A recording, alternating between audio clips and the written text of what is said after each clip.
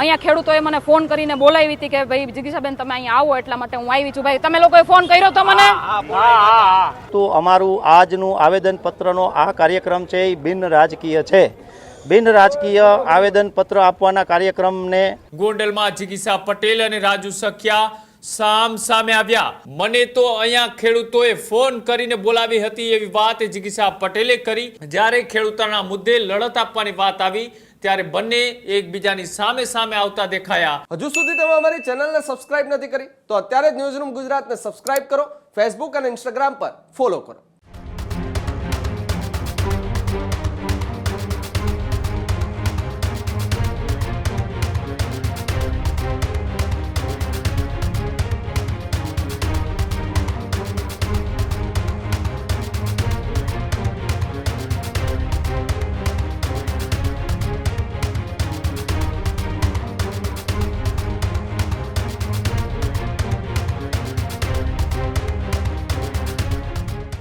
સમાચારોમાં આગળ વાત કરીએ બીજા મહત્વપૂર્ણ સમાચારની. તો એક બાજુ ખેડૂતો વીજ કંપની સામે લડત આપી રહ્યા છે, બીજી બાજુ ગોંડલની અંદર પણ વીજ કંપનીના વિરોધની અંદર એક રેલીનું આયોજન છે તે ખેડૂતો દ્વારા કરવામાં આવ્યું હતું. ગોંડલમાં જિગીશા પટેલ અને રાજુ સખિયા સામે આવ્યા.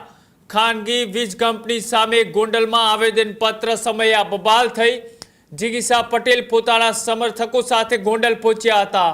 અચાનક અધવચ્ચેથી જિગીશા પટેલ રેલી છોડી અને રવાના થયા. રાજુ સખિયા પર જિગીશા પટેલે ગંભીર આરોપ લગાવ્યા. રાજુભાઈ નથી ઈચ્છતા કે જિગીશા બેન આ રેલીમાં આવે. મને તો અહીંયા ખેડૂતોએ ફોન કરીને બોલાવી હતી એવી વાત જિગીશા પટેલે કરી. અને સાથે જ આજે આખો કાર્યક્રમ હતો તેની અંદર કોઈ પણ રાજકીય નેતાઓને ન આવવું તેવું પણ ખેડૂતોએ આહવાન કર્યું હતું. અને સાથે જ મેં પહેલા જ કહ્યું હતું કે આ રેલી બિન રાજકીય છે એવી વાત રાજુ સખિયાએ કરી.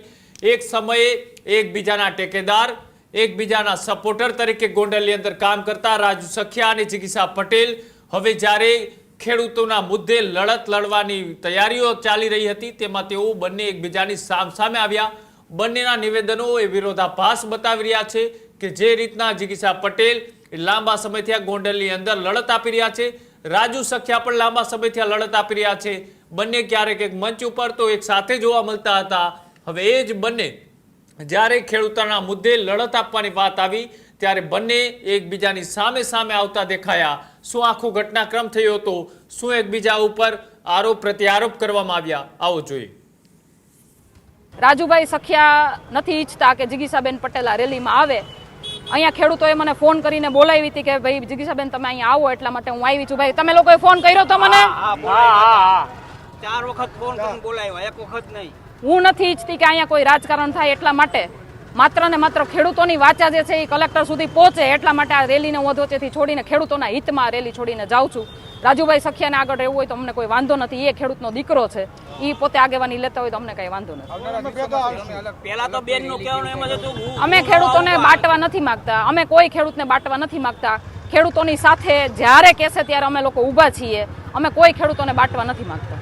આ જે પીડા છે એ ખેડૂતોની છે, કોઈ રાજકારણની નથી, કોઈ રાજકીય પક્ષની નથી, કોઈ વ્યક્તિગત માણસની નથી. પણ કોઈને વાંધો હોય તો અમે શાંતિથી હટી જવા માટે તૈયાર છીએ. બિલકુલ અમે અગાઉથી સ્પષ્ટ કરેલું હતું. અમારું આજનું આવેદનપત્રનો આ કાર્યક્રમ છે એ બિન રાજકીય છે.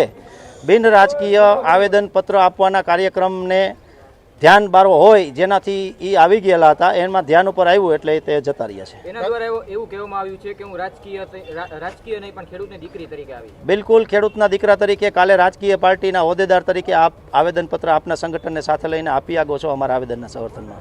આગામી માંગ શું હશે? બિલકુલ અમારી આગામી માંગ જે છે એ અમે અમારા આવેદનમાં સ્પષ્ટપણે લખેલી છે. કંપની છે એ અમારા ખેતરની અંદર વીજ પોલ નાખવા આવે તો સર્વપ્રથમ અમને વળતર અંગે સ્પષ્ટતા કરે લેખિતમાં. બિલકુલ માંગ નહીં સંતોષાય તો અમે જેતપુરની અંદર જે આંદોલન ચાલે છે એ આંદોલનને અહીંયા પરિવર્તિત કરશું. આજે કેટલા ખેડૂતો આ રેલીમાં જોડાયા? બિલકુલ આજે અસરગ્રસ્ત વિસ્તાર જે ગોંડલ તાલુકાનો આવે છે આંબરડીથી લઈ અને દળવા સુધીના તમામ ગામના ખેડૂતો જેના ખેતરમાં વીજ પોલ આવે છે તે તમામ છે. અને ત્યારબાદ ખારચિયા, પાચવડા, જસદણ તાલુકાના અને જેતપુર તાલુકાના પણ